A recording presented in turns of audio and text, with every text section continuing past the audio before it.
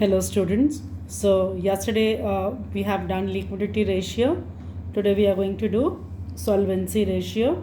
So just see under solvency ratio already in the previous video I have already we have discussed debt equity ratio. The second ratio coming under the head solvency ratio is total asset to debt ratio. Is it clear? Total asset to debt ratio. Let's see what is the formula of total asset to debt ratio. Total asset to debt ratio formula is total asset upon long term debts. Now, what is the significance of this total asset to debt ratio? It measures the extent to which long term debts are covered by assets, which indicate the margin of safety available to providers of long term loan. So, what is the meaning? So, whether when the company is taking this long term debt, whether these long term debt are backed by asset or not. So if these are backed by asset, it's a good condition. So ratio should be higher always. Let's do the question. So you can see total asset given 35 lakh, total debt given 32 lakh, creditors, bills payable, short term borrowing, outstanding expense given over there. And the very first thing, just see the formula total asset. So we need total asset. Now total asset is directly given in question, so no need to do because it's directly given, there is no need to calculate. Long term debt we have to calculate. So how to calculate long term debt? Total debt is given.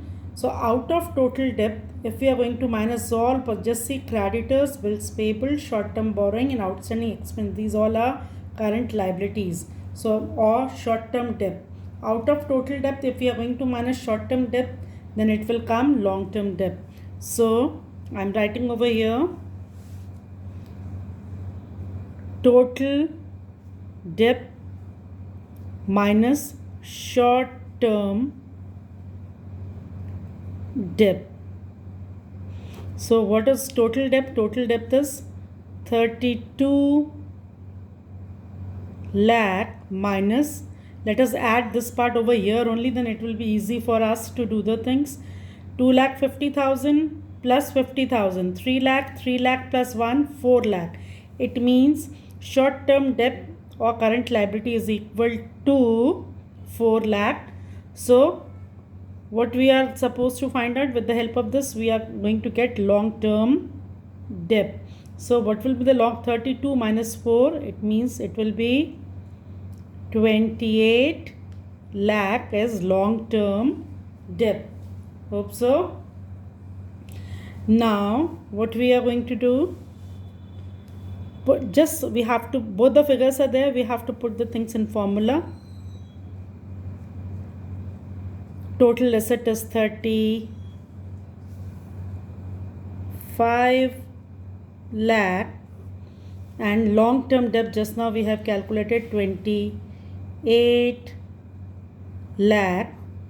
So 7 4s are 28, 7 5s are 35, 5 upon 4, 4 1s are 4, 1, it means it is 1.25 is to 1. So that part we have done over here.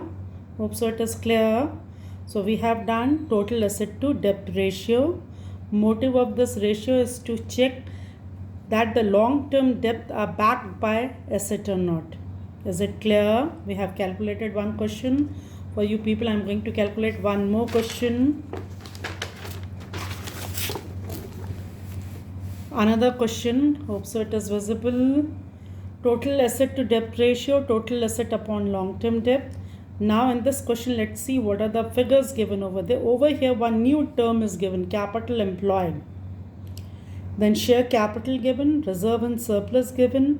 Hope so you still remember Schedule 3 balance sheet. Shareholder funds means, when we are talking about shareholder fund, it means shareholder fund includes share capital and reserve and surplus. Trade payables given, outstanding expense given. These are current liabilities. So let's see the half of the things I have already done for you people. So I have already written the formula total asset to debt ratio, total asset upon long term debt. Now over here total asset is not given. So again I'm using the same old formula of accounting ratio. Asset is equal to capital plus liability. So over here, capital means share capital plus reserve and surplus, share capital plus reserve and surplus. Liability means short term as well as long term liability. Hope so clear. We all are aware of this accounting equation. Let's come to long term debt. Now capital employed means what? Either the company is going to use owner's fund or borrowed fund. So owner's fund, it's given in question. So with the help of total fund, if we are going to minus owner's fund, then we will get the long term liability. So just see, capital employed formula is capital employed is equal to shareholders fund, owner's fund plus long term liabilities means borrowed fund. So I'm writing over here, it's capital employed given 60 lakh. 60 lakh is equal to shareholder fund given. Shareholder fund means share capital plus reserve and surplus. 20 plus 16, 36. So 36 lakh plus long term liabilities we have to calculate. Long term borrowed amount we have to calculate, or long term debt we have to calculate. You can see anything. So let us do the things.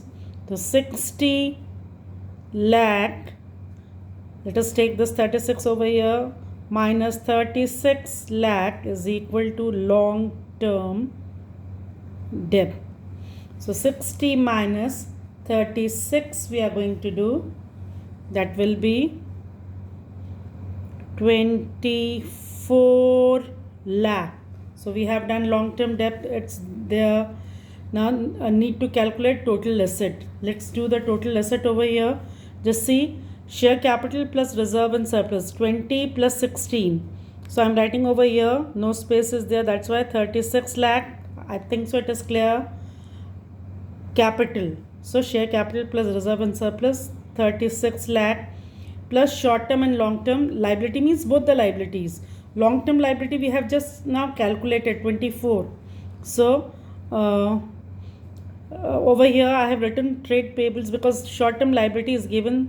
So it is 8 lakh 40,000 plus long term liability we have calculated 24 lakh. Again I'm writing it little.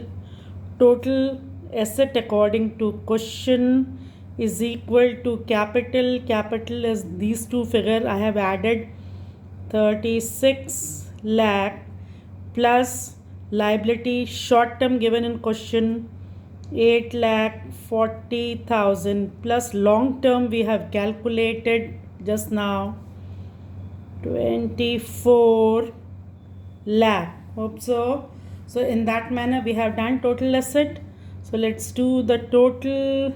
6 and 4, 10 and 4 over here 4. So it is 4 and 4. So 1 2 3 and 4.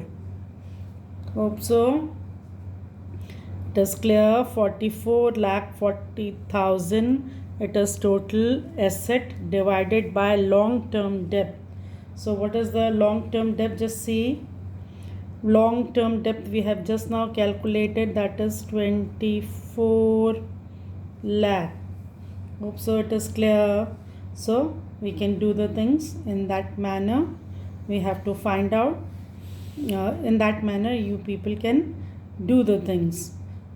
44 lakh upon 24 lakh. So in that manner we have done total asset to debt ratio. Is it clear? I think so. Now okay, next question we will do in next video. Okay, thank you students.